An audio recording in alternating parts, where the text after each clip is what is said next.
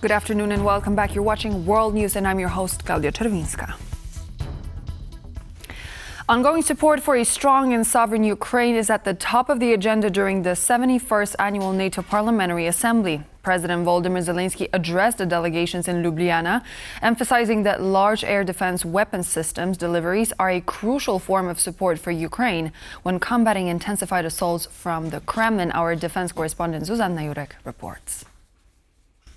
During the plenary session of the annual Parliamentary Assembly meeting of the NATO alliance in the Slovenian capital of Ljubljana, Ukrainian President Volodymyr Zelenskyy took to the stage to emphasize the need for ongoing support for Ukraine.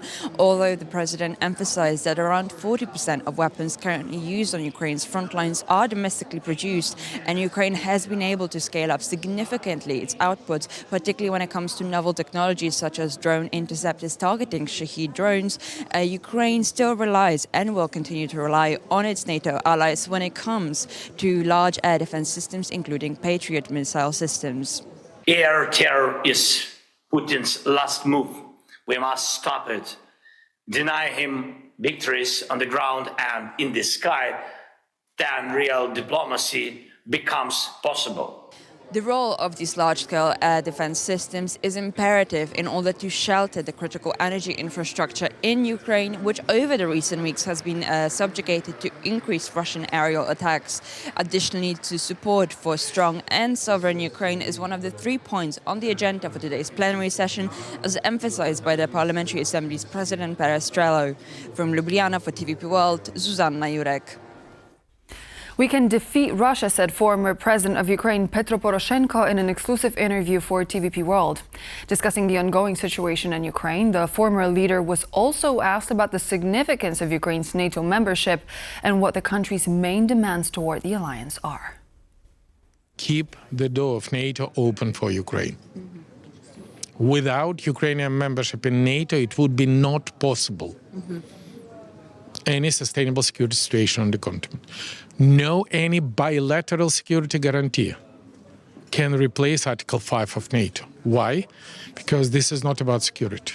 As I told you, this is about finance, money, weapons, defense industry support, but nobody ready for boots on the ground to send the soldiers. And we, Ukraine, now said Article 5 is enough for us. We don't need your soldiers.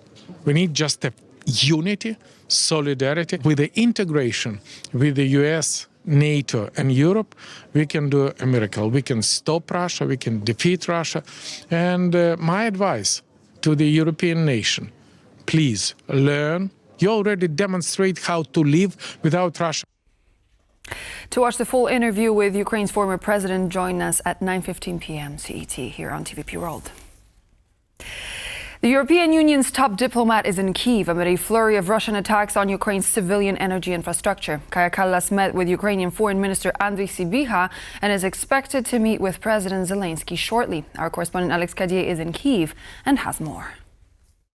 Well, the European Union's top diplomat Kaja Kallas in Kyiv pledging more financial support to Ukraine. There are some smaller packages of support, one up to 10 million euros in support to set up a special tribunal to make sure that Russian war crimes in this invasion are recorded, 6 million euros to support Ukraine's effort to return kidnapped Ukrainian children back to their families right here in this country. But there is more, of course, 800 million euros already committed, and those EU countries, according to Kaja Kallas, looking for another 100 million euros to support Ukraine in the energy wars raging across this country. Russia targeting the energy infrastructure ahead of the winter, causing rolling blackouts, while the EU will step up and try to provide generators and other infrastructure as well as cold weather gear to help the Ukrainians last out the winter, as we've seen for the last few years. Russia attempting to freeze out not just the Ukrainian military but the Ukrainian people as well. We've heard Kaja Kallas speaking with Andrii Sybiha, the foreign minister of Ukraine,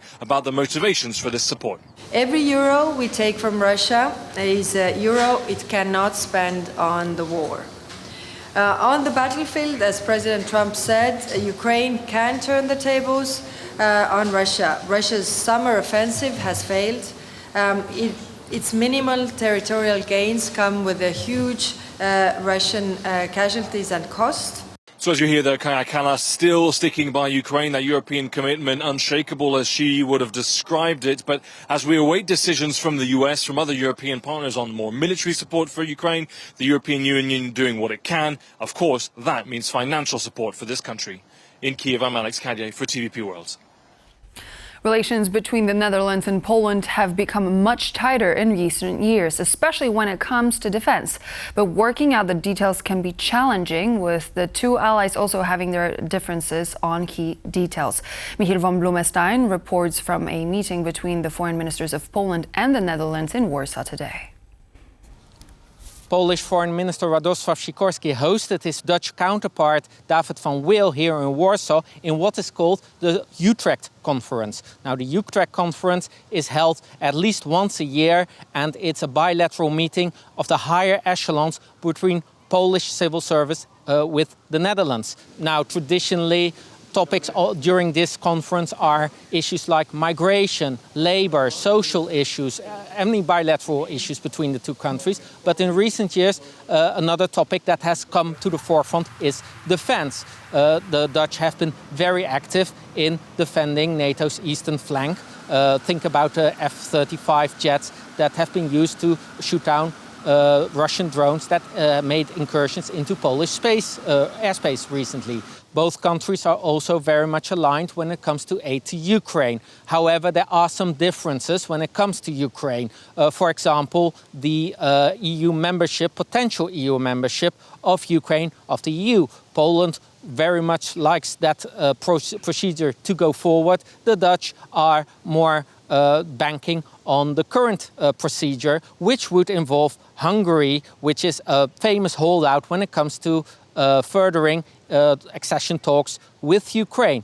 I asked the Foreign Minister Sikorski about this, and this is what he had to say. It's an issue that should make all those who are so passionate about defending the right to veto think twice. In a union of such numbers, the ability to veto as regards accession process at 50 different points can be paralyzing for the process. And we see it, whereas the hope of joining the EU is a vital psychological anchor for the people of Ukraine. Another bone of contention is, of course, migration. Now, both countries do agree that the number of migrants to the EU should be reduced. Both countries also introduced border controls. However, the countries have their differences when it comes to migration, specifically the EU Migration Pact. Poland wants an exemption on that pact. They don't want to take in migrants, forcibly take in migrants from other EU countries, citing the large number of Ukrainian refugees already here. Now, as you can imagine, that is a balancing act. The Migration Pact needs to be an effective instrument for control over Schengen's external borders. Poland has invested €500 million in a beautiful, large fence on our borders with Belarus, and other EU countries with external borders should do the same. At the same time, as my Dutch colleague here argues, the Dublin system needs to be enforced, which means people stay in the country where they ask for asylum initially. European countries tend to discuss many of these issues within the framework of the EU, but bilateral meetings are still very much needed because of the wide variety of positions that still are here in the EU, even between countries that are, on paper at least, the best of friends. For TVP World, I'm Michiel van Blommestein. Polish prosecutors have filed criminal charges against two Russian citizens, Igor R and his wife Irina R, accused of spying for Russian intelligence and involvement in a parcel bomb scheme, the Polish National Public Prosecutor's Office announced on Monday. The couple was detained in July of 2024 and since then has remained in pretrial custody. Igor, one of the accused in 2022, for several months gathered information on behalf of the Russian intelligence service. The information concerned Russian citizens in Poland. people who engage in opposition activities against the Russian authorities in Poland. And this information was then intended to be passed on to the Russian intelligence service. He collected this information, encrypted it, and transferred it on an encrypted data carrier to the second accused, Irina, who went to Russia and attempted to deliver these data to a Russian intelligence officer. This constitutes the crime of espionage, specifically carrying out actions on behalf of a foreign intelligence service and passing information that could harm the Republic of Poland. Furthermore, Igor was accused of participating last July in sending a package that contained explosive materials as well as a triggering mechanism. And so this is all for now. Thank you very much for joining me. I'm Klaudia Czerwińska, and I hope to see you back here on TVP World for more news in about an hour.